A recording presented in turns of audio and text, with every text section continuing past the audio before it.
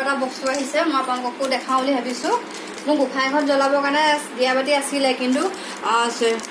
তুলসী তলত জ্বলাবৰ কাৰণে দিয়া বাতি নাছিলে ভাবিছোঁ তুলসী তলত কাৰণে দিয়া বাতি এটা আনিছিলোঁ আপোনালোককো দেখাওঁ কেনেকুৱা হৈছে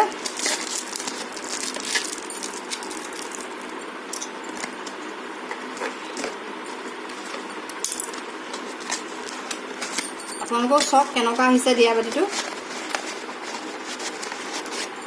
কেতিয়াবা দৰকাৰ হৈ যায় কিমাননো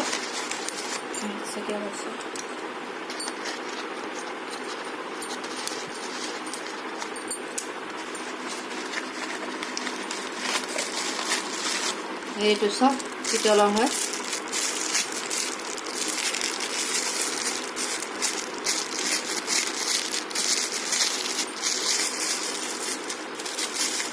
এইটো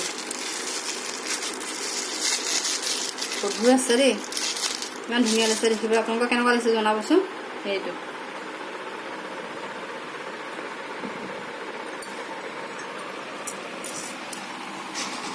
আপোনালোকক দেখালোঁ কেনেকুৱা লাগিছে কমেণ্ট কৰি জনাব দেই ধন্যবাদ